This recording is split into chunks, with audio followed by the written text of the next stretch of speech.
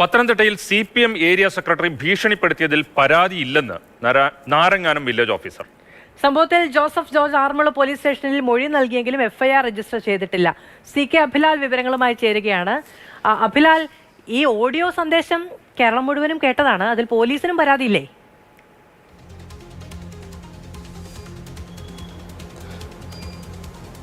CPM area സെക്രട്ടറിയുടെ ശബ്ദ സന്ദേശത്തിലെ ഭീഷണിയല്ല ഇദ്ദേഹത്തിൻ്റെ പരാതിക്ക് ആധാരം. വ്യാഴാഴ്ച ഉച്ചയ്ക്ക് ഔദ്യോഗിക കൃത്യനിർവഹണത്തിനിടയിൽ നാരങ്ങാനം വില്ലേജ് ഓഫീസിലിരുന്ന വേളയിൽ തൻ്റെ ഔദ്യോഗിക ഫോണിലേക്ക് വന്ന അജ്ഞാതൻ ഭീഷണിപ്പെടുത്തി എന്ന് അന്ന് വൈകുന്നേരം വില്ലേജ് ഓഫീസറായിട്ടുള്ള ജോസഫ് ജോർജ് ജില്ലാ കളക്ടർക്ക് പരാതി നൽകുകയായിരുന്നു. അത് അദ്ദേഹം ആറന്മുള പോലീസിന് കൈമാറിയതിൻ്റെ അടിസ്ഥാനത്തിൽ ഇന്നലെ വില്ലേജ് ഓഫീസറെ മാവേലിക്കരയിലെ അദ്ദേഹത്തിൻ്റെ വീട്ടിലെത്തിയാണ് ആറന്മുള പോലീസ് മൊഴി രേഖപ്പെടുത്തിയത്. പരാതിയിൽ പറഞ്ഞിരിക്കുന്ന തരത്തിലുള്ള ഭീഷണി മൊഴിയിൽ അദ്ദേഹം ആവർത്തിക്കുന്നുണ്ട്. എന്നാൽ കേസുമായി മുന്നോട്ട് പോകാൻ താല്പര്യമില്ല എന്നുള്ളത് തന്നെയാണ് മൊഴിയിലും അദ്ദേഹം ആവശ്യപ്പെട്ടിട്ടുള്ളത്. ഇക്കാലത്ത് തന്നെ FIR രജിസ്റ്റർ ചെയ്യേണ്ടതില്ല എന്നുള്ളതാണ് നിലവിൽ ആറന്മുള പോലീസ് തീരുമാനമായി കൈക്കൊണ്ടിട്ടുള്ളത്.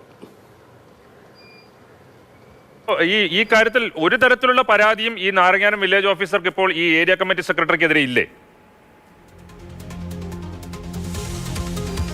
ഏരിയ കമ്മിറ്റി സെക്രട്ടറി ഭീഷണിപ്പെടുത്തിയതുമായി ബന്ധപ്പെട്ട വിഷയത്തിൽ പരാതിയില്ല എന്നത് വ്യാഴാഴ്ച ഉച്ചയോടുകൂടി മാധ്യമപ്രവർത്തകർക്ക് മുൻപാകെ അദ്ദേഹം പറഞ്ഞിരുന്നു.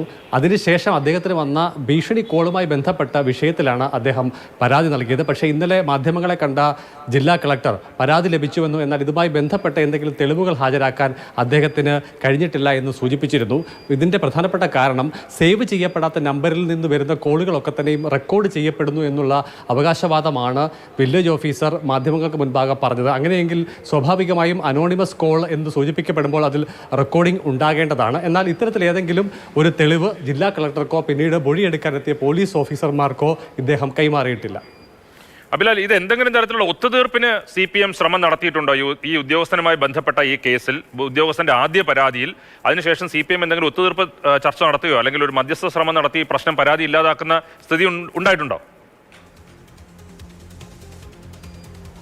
പരാതിയിൽ എവിടെയും CPM-നെ കുറിച്ചോ അല്ലെങ്കിൽ ഏരിയ സെക്രട്ടറിയെക്കുറിച്ചോ ഇദ്ദേഹം സൂചിപ്പിക്കുന്നില്ല. അതേസമയം തന്നെ ഫോണിലേക്ക് വന്ന അജ്ഞാത കോളിൻ്റെ ഉള്ളടക്കം ഭീഷണി സന്ദേശമായിരുന്നു എന്നുള്ളതാണ് പരാതിയിൽ പറയുന്നത്. CPM നിലപാടിൽ തന്നെ ഉറച്ചു നിൽക്കുകയാണ്. അതായത് അഴിമതിക്കാരനായ ഉദ്യോഗസ്ഥനാണ് ജോസഫ് ജോർജ് എന്ന് ഏരിയ സെക്രട്ടറി തന്നെ മാധ്യമങ്ങൾക്ക് മുൻപാകെ പരസ്യമായി പറഞ്ഞ സാഹചര്യം ഉണ്ടായിരുന്നു.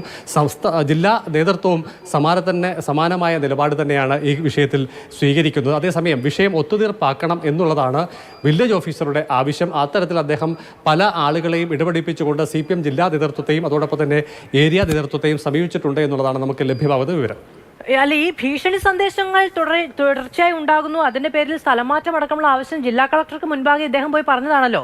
അപ്പൊ ഇങ്ങനെയൊരു സംഭവം നടക്കുന്നു എന്ന് രേഖാമൂലം തന്നെ അല്ലെങ്കിൽ ഔദ്യോഗികമായി തന്നെ ഒരു വില്ലേജ് ഓഫീസർ അറിയിച്ചിട്ട് അതിൽ ഒരു നിയമ നടപടിയും ഉണ്ടാകാതെ പോകുന്നത് എങ്ങനെയാണ് അഭിലാൽ? പരാതി ഉന്നയിച്ച ആൾ തന്നെ കേസെടുക്കേണ്ടതില്ല എന്ന് സൂചിപ്പിച്ചാൽ പിന്നെ പോലീസിന് ഈ വിഷയത്തിൽ എന്തെങ്കിലും ചെയ്യാൻ കഴിയുകയില്ല.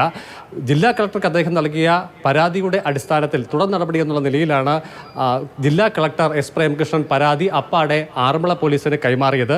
വ്യാഴാഴ്ച വൈകുന്നേരം തന്നെ പരാതി ആറന്മുള പോലീസ് സ്റ്റേഷനിൽ ലഭ്യമായിരുന്നു. അതേസമയം വെള്ളി ശനി ദിവസങ്ങളിൽ അദ്ദേഹം അവധിയിൽ പ്രവേശിച്ചതിനാൽ അദ്ദേഹത്തെ പരാതിക്കാരനെ നേരിൽ കണ്ട് മൊഴിയെടുക്കാൻ വേണ്ടി ഇന്നലെ വൈകുന്നേരം ആറന്മുള പോലീസ് മാവേലിക്കര മാങ്കാങ്കുഴിയിലെ അദ്ദേഹത്തിൻ്റെ വീട്ടിലെത്തിയാണ് മൊഴി രേഖപ്പെടുത്തിയത്.